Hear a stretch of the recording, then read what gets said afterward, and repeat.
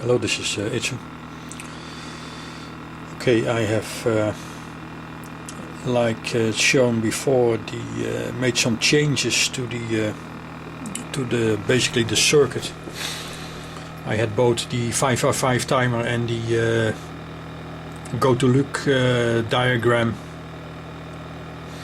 drawn by Verpis on a single circuit, powered by one power supply, but I've now split it up, so I have the 555 timer supplied by 12 volts from one battery, and I have the rest of the circuit powered by another 12 volt battery, so I can make some calculations specific on the input without measuring what the 555 timer is drawing. In the meantime, I have made several changes also. I have put a different diode, flyback diode. I had a Schottky there, but this one has a very low forward voltage drop, 0.4. It's an RU4B from a PC power supply. And I have a R2 resistor across the recovery cap. The flyback cap is now a 50K pot. I had a 5K, but still then it did not work like I wanted.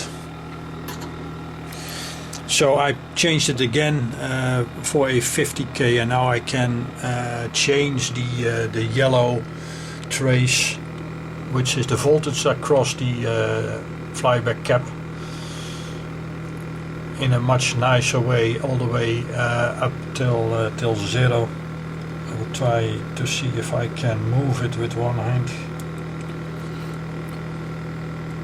So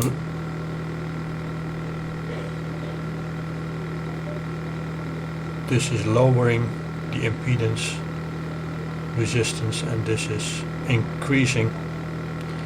And I have to stop at the point where it drops from 0, so this should be the optimum, I guess.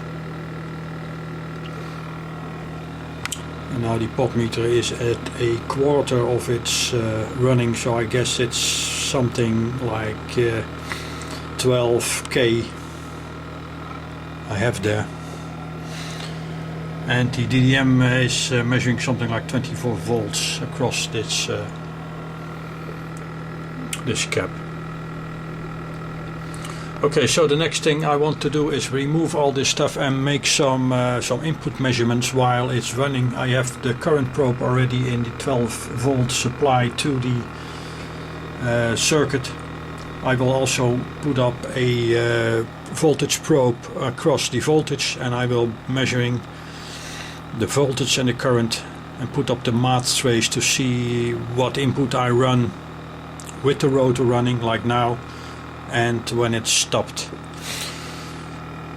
I'm running now at the moment at 40 Hertz and a kind of small duty cycle, I think about 18% duty cycle on time. Okay, I have to make some modification and come right back.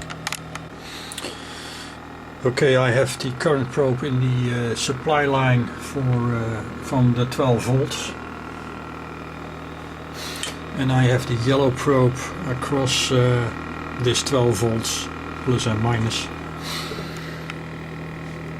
and we can see the yellow trace is the voltage, 12.4 volts from the battery. I have the current probe at RMS 6.12 milliamps, but that's not accurate because I'm running from the current probe, which is set at 200 milliamps per division.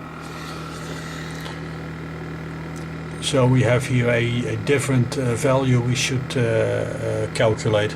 Instead of the 10 milliamps per division, it's really 200 milliamps per division. But we will only check the difference with running or with a stopped rotor. So the math trace, the red function, is yellow times green. So we should have an average of 33 milliwatts, like it mentioned here. I will increase the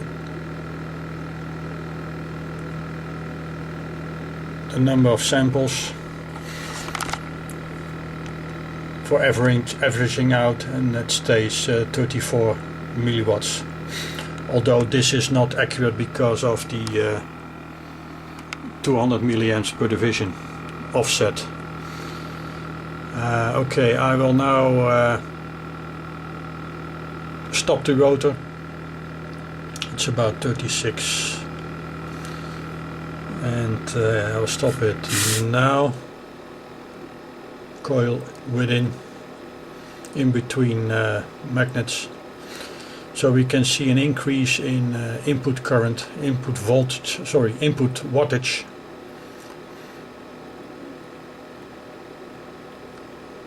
Almost 10 milliwatts. But this is accurate only if I calculate the 200 milliamps per division instead of the 10 milliamps. So it clearly shows that with a stopped rotor we have much more input than with a running rotor. That's how I see it, but I guess it's mentioned before. Stopping a rotor in a pulse motor will make it, of course, very inefficient, because it's now a stopped rotor. Okay, thank you for watching.